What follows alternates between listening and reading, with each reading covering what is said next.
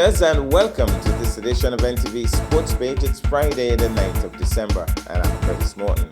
In our headlines, Black Cats Place, Clash of the Shops champion, and in our feature for this evening, new philosophy being instilled in National Football Program.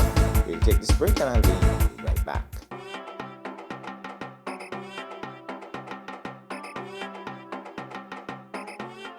My name is Quincy Batt. I'm the Plant Health and Plant Quarantine Officer.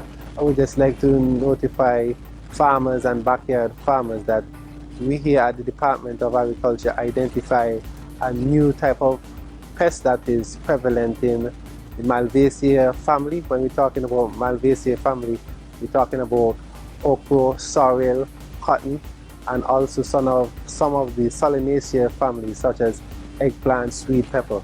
This pest we found to be a leaf hopper.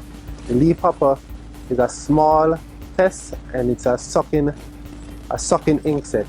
This sucking insect serves as a vector for a virus that affects these host plants.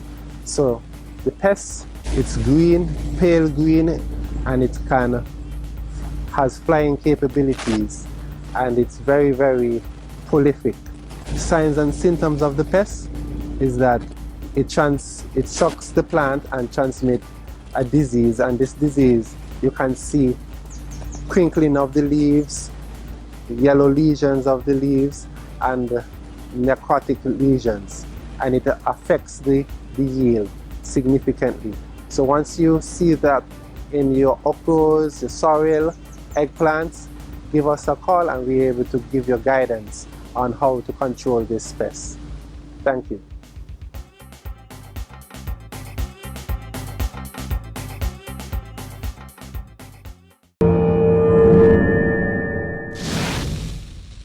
Well, I'm back and we start with basketball, and we have the results in the local basketball league game number 19 played on the 6th of December.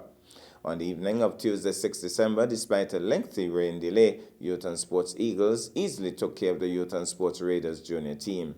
For the Youthton Sports Eagles getting to 100 points, and it was Youthton Sports Raiders junior 42. First quarter, Youthton Sports Eagles 14, Raiders 7. Second quarter, Eagles 34, Raiders 7.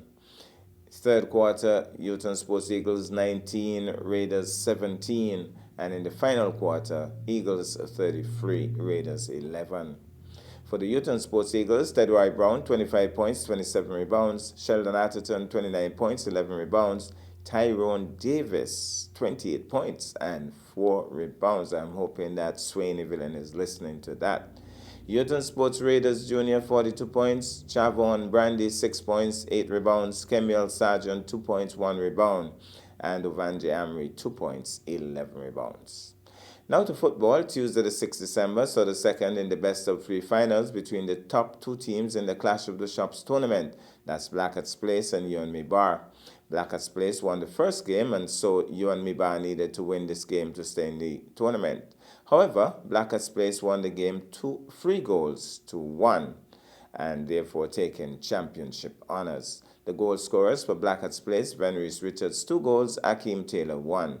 UNME Bar, Shaquinhu got 1 goal. Another game is being planned, which will see Black Cats Place engaging an all-stars team at a date to be announced. Now to netball, and Netball World Cup 2023 draw confirmed. Last week, the official draw of the Netball World Cup 2023 took place, with the netball family tuning in globally to find out who their teams will face in the opening stages of the Netball World Cup.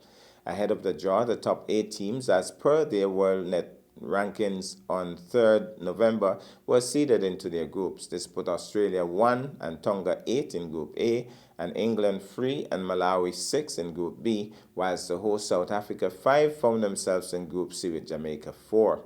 In Group D, it was New Zealand 2 and Uganda 7. The groups were then completed following the live draw. Following the completion of the draw, the tickets for the Netball World Cup 2023 went on sale on Monday. To continue on to the road to Cape Town, make sure you purchase your tickets now from the Netball World Cup 2023 website. In terms of the different pools, Pool A, Australia, Tonga, Zimbabwe, and Fiji. Pool B, England, Malawi, Scotland and Barbados. Pool C, Jamaica, South Africa, Wales and Sri Lanka. And Pool D, New Zealand, Uganda, Trinidad and Tobago, and Singapore. Now to cricket. Cricket West Indies selection panel has named the 15-member West Indies Women's Under-19s Rising Star squad for the ICC Women's Under-19 T20 World Cup in South Africa to take place in January 2023. The squad will again be led by batting all-rounder Ashmini Munisar, who captained the team on their tours to the USA in August and last month in India.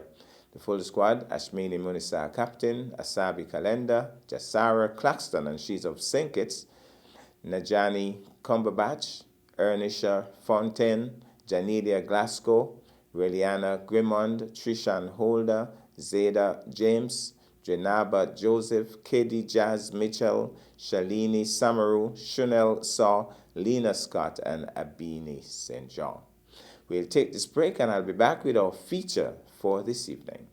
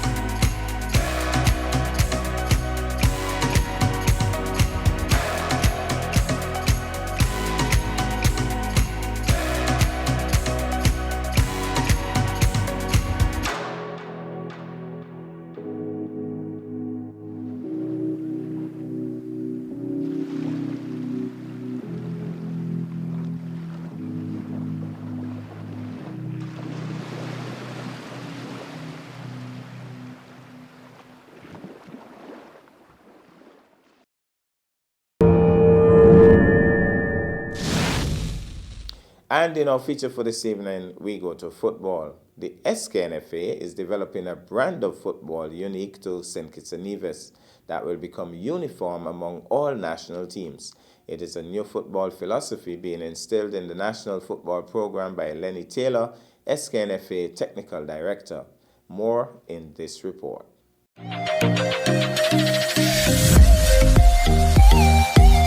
SKNFA Technical Director Lenny Taylor is introducing a new culture to St. Kitts and Nevis football.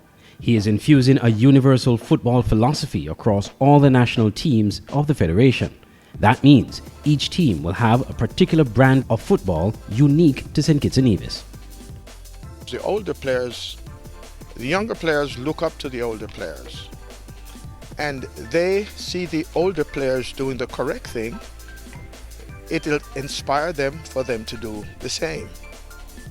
So all players will know the position they play, the roles and responsibility of the position, and if the younger players go to the game to see, say, the senior players playing, and I'm playing number 6 the roles, the attacking roles of the number 6, the defensive roles of the number 6, they should identify it with the older kids.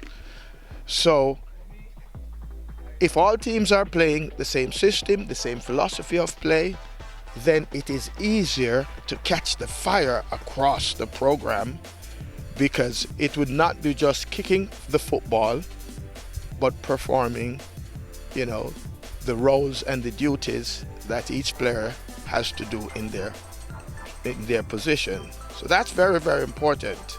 This philosophy, he noted, is something that is being instilled in all national teams now during training, which takes place at the SKNFA Technical Center. Absolutely.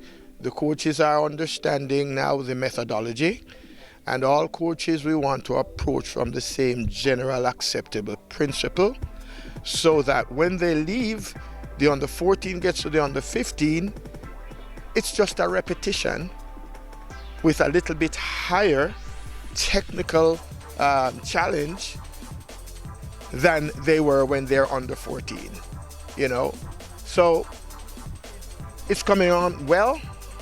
Here today we have the girls, and we are introducing them to the same philosophy, and we believe within the year, I think the St. Kitts and Nevis football will be somewhat different. Coach of the senior women's team, Samuel Phipps, agrees with this new approach.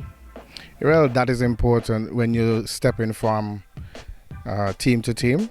So for instance, the under 14 going up to the under 17, I think it's important so that you could fit in to that philosophy and play the same type of football. I think a brand of football is important for our country. With all the teams improving and playing a similar brand of football, the technical director expects a marked improvement in St. Kitts Nevis football soon.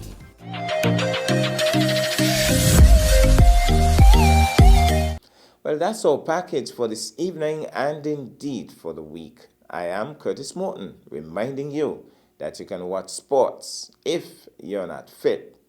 But to play sports requires fitness, diligence, and sacrifice. Have a good night and a great weekend.